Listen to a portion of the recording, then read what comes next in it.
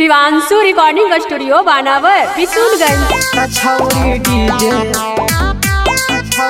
DJ ऑपरेटरवा से फंस गेलै मिक्स बाय रजनीश प्रेमी यादव। फंस गेलै ना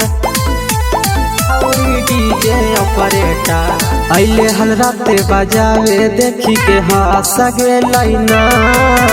अइले हल राते बजावे देखी के हंस गेलै ना त छौरी डीजे ऑपरेटरवा से फंस गेलै ना त छौरी डीजे ऑपरेटरवा से फंस गेलै ना मौका मिलत गाड़ी गड्ढा में धस गेलै ना मौका मिलत ट्रोली गड्ढा में धस गेलै ना त छौरी डीजे ऑपरेटरवा से फंस गेलै ना त छौरी डीजे ऑपरेटरवा से फंस गेलै ना त छौरी डीजे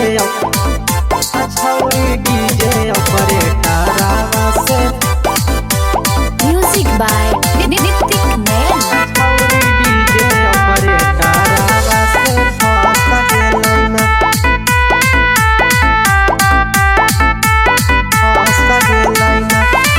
ओकरे पसंद से बाजल पैसा भेगाना रे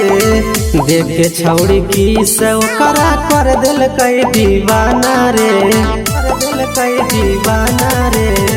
ओकरे पसंद से बाजल पैसा भेगाना रे देखे छौड़ी की से ओकरा कर दिल कई दीवाना रे जे भी देखल कई डांस उहो तारा सगेलै ना जे भी देखल कई डांस उहो तारा सगेलै ना त छौरी डीजे ऑपरेटरवा से फंस गेलै ना त छौरी डीजे ऑपरेटरवा से फंस गेलै ना त छौरी डीजे ऑपरेटरवा से म्यूजिक बाय नितिक नैन। छौरी डीजे ऑपरेटरवा से फंस गेलै ना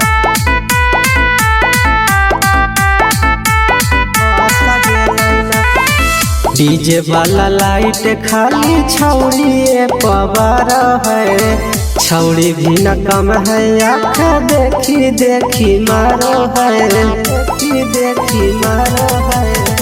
डीजे वाला लाइट खाली छौरी पवार है छौरी भी न कम है आँख देखी मारो है मैट्रिक मसूरिया प्रिंसा के दिला में बस गेलै ना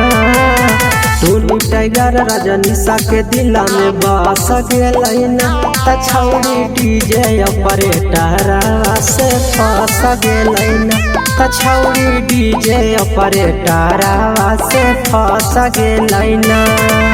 शिवांशु रिकॉर्डिंग स्टूडियो बानावर बिशुनगंज।